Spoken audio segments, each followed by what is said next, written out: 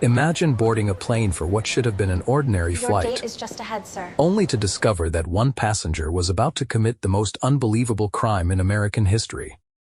A man calmly orders a drink, lights a cigarette, hands a flight attendant a small note, and within a few hours, he walks away with $200,000 in cash. Then, he opens the rear staircase of a Boeing 727, jumps into a freezing storm, and disappears forever. No body. No confirmed identity. No arrest. More than 50 years later, the FBI still cannot say with certainty who D.B. Cooper really was. How could one man hijack a commercial airliner, escape with a fortune, and seemingly vanish without leaving a trace? The date was November 24, 1971. It was Thanksgiving Eve in the United States. Airports were crowded with travelers eager to reunite with their families. At Portland International Airport, a middle-aged man wearing a dark business suit quietly purchased a one-way ticket to Seattle. He paid $20 in cash. No one thought anything was unusual. His ticket simply read, Dan Cooper. Later, due to a reporting mistake in the media, the world would remember him by a different name. D.B. Cooper. He looked like thousands of businessmen flying that day. Around 40 years old. Calm. Polite. Well-groomed. Black tie. White shirt. Dark sunglasses. Nothing about him attracted attention. That was exactly what made him so dangerous. The aircraft was Northwest Orient Flight 305.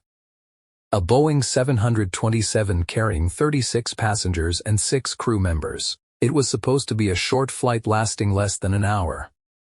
After boarding, Cooper took his seat near the back of the aircraft. He ordered a bourbon and soda. He smoked several cigarettes. He behaved like any ordinary passenger. Flight attendant Florence Schaffner walked through the cabin collecting tickets. As she passed Cooper, he quietly handed her a folded piece of paper. At first, she assumed it was another passenger trying to flirt. Without reading it, she slipped the note into her pocket. Then Cooper leaned slightly toward her.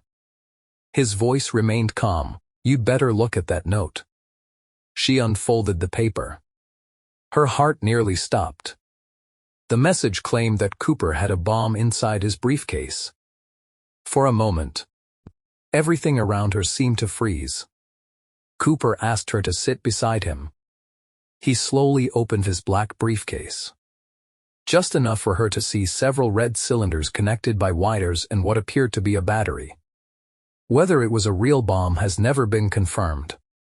But to the flight attendant, it looked terrifyingly real. There was no panic in Cooper's voice. No shouting. No threats. He spoke like a businessman discussing a routine meeting. Then he explained exactly what he wanted. $200,000 in cash. 4 parachutes. A fuel truck waiting in Seattle. If his demands were met, no one would be harmed. Inside the cockpit, the pilots immediately contacted air traffic control. Within minutes, the message reached the FBI. Federal authorities faced an impossible decision. The plane was already in the air. Dozens of innocent lives were at risk. There was no time for a rescue operation. Officials decided to cooperate. While the aircraft continued circling above Seattle, law enforcement officers rushed to collect the ransom money. Banks worked at incredible speed. Every single bill was photographed before being packed into bags. Those serial numbers would later become one of the biggest clues in the investigation. Meanwhile, passengers had no idea what was happening. Cooper never allowed fear to spread through the cabin. He remained polite, even considerate. He reportedly told the crew there was no reason for anyone else to panic. From the passenger's perspective, the flight was simply delayed. Few realized they were sitting just meters away from one of history's most famous hijackers.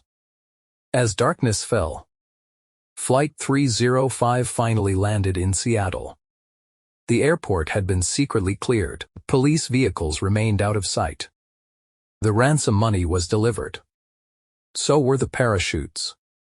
Everything happened exactly as Cooper had demanded. One by one, the passengers were released safely. None of them were injured. None of them truly understood how close they had come to disaster. But Cooper wasn't finished. Not even close. He ordered the pilots back into the cockpit. He had one final destination in mind.